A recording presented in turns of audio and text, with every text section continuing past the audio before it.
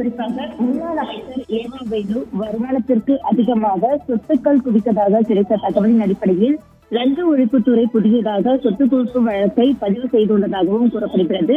இதனால் தொடர்ச்சியாக இன்று காலை முதலே சென்னை மற்றும் திருவண்ணாமலை மாவட்டங்களில் உள்ள அவருக்கு சொந்தமான வீடுகள், அலுவலகங்கள் மற்றும் தொடர்புடைய முக்கிய இடங்களில் சோதனையானது தற்பொழுது நடைபெற்று வருகிறது. மொத்தம் 13 இடங்களில் நடைபெற்று வரும் இந்த சோதனையில் 50க்கும் மேற்பட்ட லஞ்ச ஒழிப்புத்துறை அதிகாரிகள் மற்றும் காவல்துறையினர் ஈடுபட்டுள்ளதாக தகவல் கிடைத்துள்ளது.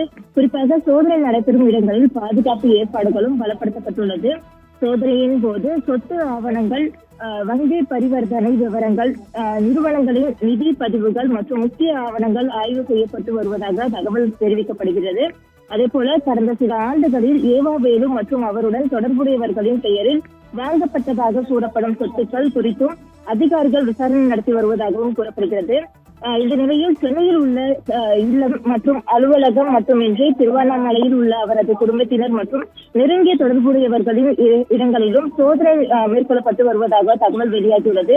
இந்த திடீர் நடவடிக்கை தமிழ்நாடு அரசியல் களத்தில் பெரும் அதிர்வலைகளை ஏற்படுத்தியுள்ளது. குறிப்பாக திமுக முக்கிய நிர்வாகிகள் மற்றும் கட்சி தொண்டர்கள் சோதனை நடைபெறும் இடங்களில் வருகை தந்திருக்கும் நிலையில் கண்காணிப்பும் தற்பொழுது அதிகமாக இருந்து வருகிறது. குறிப்பாக சோதனை இன்னும் தொடர்ந்து நடைபெற்று வருவதால் எவ்வளவு மதிப்பிலான சொத்துக்கள் குறித்து விசாரணை நடைபெறுகிறது, சோதனையில் என்னென்ன ஆவணங்கள் கைப்பற்றப்பட்டுள்ளன என்பது குறித்தும் அதிகாரப்பூர்வ தகவல் இதுவரை வெளியாகவில்லை. குறிப்பாக முன்னாள் அமைச்சர் ஏவா வேலுக்கு எதிராக பதிவு செய்யப்பட்டுள்ளதாக கூறப்படும் சொத்து குவிப்பு வழக்கு மற்றும் அதனை தொடர்ந்து நடைபெற்று வரும் லஞ்ச ஒழிப்புத்துறையின் சோதனை தமிழ்நாடு அரசியலில் புதிய விவாதங்களை உருவாக்கியுள்ளது.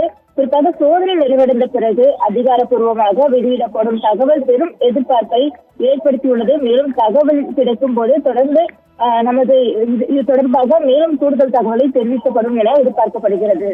சோபியா.